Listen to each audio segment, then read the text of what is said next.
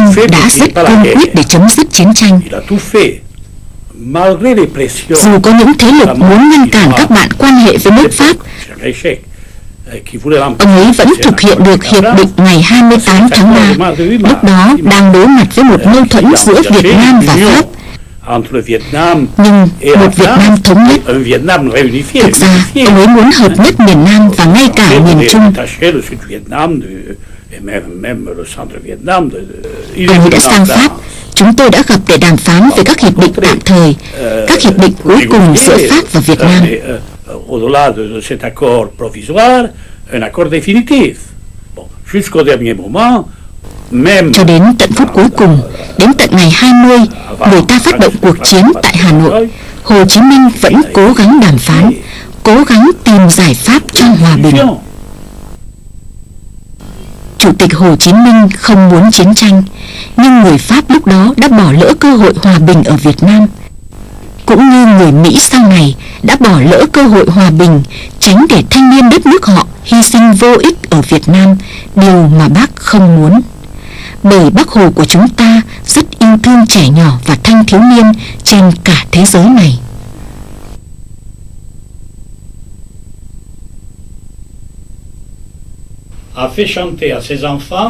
Ông Hồ đã dạy những cháu bé này hát, chẳng hiểu ông ấy tìm được ở đâu. Ông ấy đã dạy các cháu bài hát của vùng Pyrénées, bài hát của quê hương tôi. Ông ấy bắt đầu hát bài hát này, và thật lạ là một người Việt Nam lại hát bài hát vùng Pyrénées.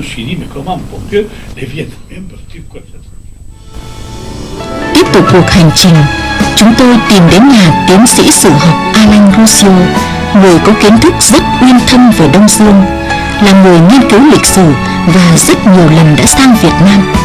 Alain Roussio đã gặp Thủ tướng Phạm Văn Đồng và nhiều lần gặp Đại tướng Võ Nguyên Giáp. Ông đã có nhiều công trình nghiên cứu và sách báo viết về Việt Nam. Khi chúng tôi hỏi, là người nghiên cứu lịch sử thường rất khách quan, ông có nhận xét gì về tư tưởng và đạo đức Hồ Chí Minh trong thời đại hôm nay? Pour moi, je la qualifierais déjà de pensée très originale. Với tôi cho rằng tư tưởng của ông rất độc đáo.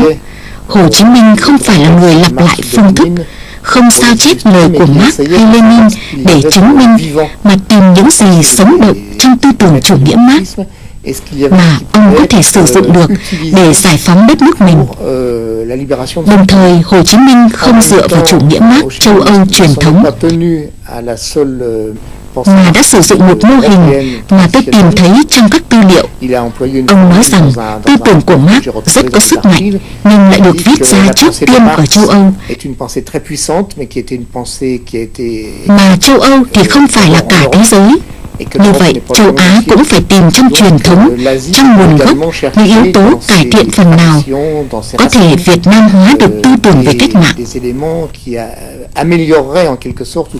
Đây là những lời chân thực, không bao giờ có sự tầm chương trích cú trong tư tưởng Hồ Chí Minh. Ông không bao giờ lặp lại lời ai, mà ông luôn cố gắng học từ cuộc sống, và đây là điều rất quan trọng đối với tôi. Với điều kiện tiếp xúc với các loại tư liệu cùng kiến thức về lịch sử sắc sảo, Alain Roussio đánh giá về tư tưởng Hồ Chí Minh không ở cách nhìn đơn thuần bằng lý thuyết, là sự logic của tư tưởng Hồ Chí Minh với ước vọng suốt đời được cống hiến cho nhân dân, vì nhân dân. Điều rất quan trọng đối với tôi trong tư tưởng Hồ Chí Minh đó là tư tưởng và hành động trong đời ông.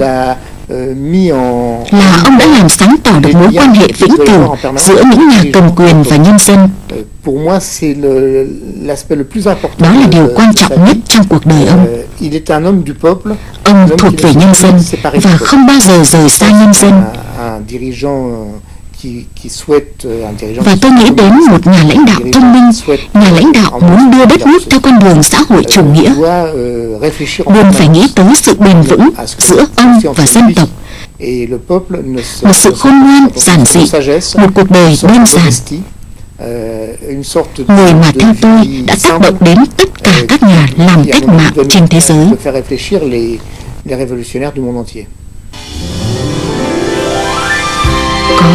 kỷ vật, biết bao tình cảm của những con người với Chủ tịch Hồ Chí Minh trên đất Pháp mà cho đến hôm nay chúng ta vẫn chưa có điều kiện để sưu tầm và tìm hiểu tất cả.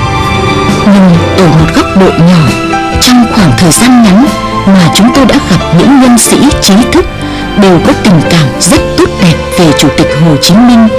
Là người Việt Nam tiếp xúc với những người bạn Pháp, chúng tôi không khỏi tự hào và tự trách mình.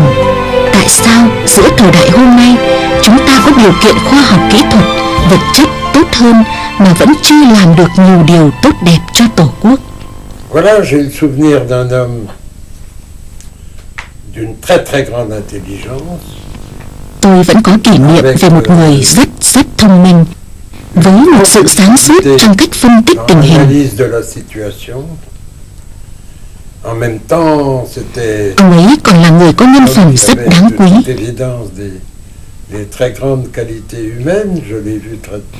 Tôi đã thấy ông ấy nói chuyện hàng giờ với nữ nông dân già Bourgogne, với lũ trẻ.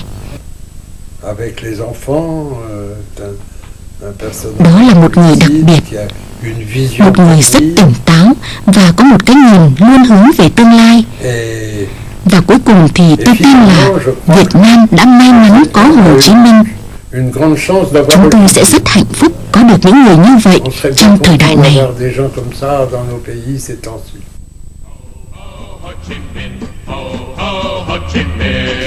Ấn tượng của bạn bè Pháp về Chủ tịch Hồ Chí Minh thật sâu sắc và đáng trân trọng. Chúng tôi, những người làm phim, đến và ở Paris chỉ có vài ngày. Ở những nơi Bác đã đến làm việc, chúng tôi cũng chưa kịp đi hết. Những tình cảm của nhân dân Pháp dành cho Hồ Chí Minh thật tốt đẹp, điều mà chúng tôi chưa thể nói hết được trong bộ phim này. Xin hẹn gặp lại quý vị và các bạn ở 2 chương trình sau về tình cảm của người Việt Nam ở Pháp với Bác và một chương trình về Raymond Aubrac với cách mạng Việt Nam.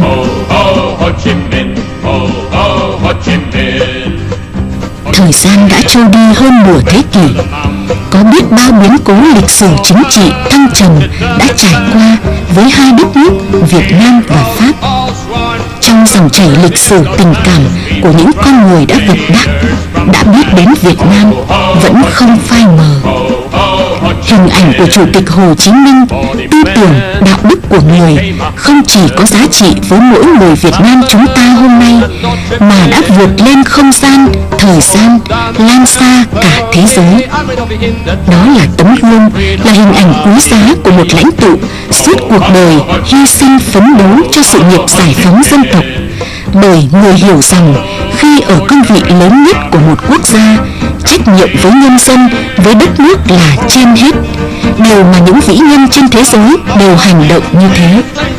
Một con người vĩ đại, giản dị, luôn tiên phong, dương cao ngọn cờ độc lập dân tộc cho các dân tộc bị áp bức trên toàn thế giới.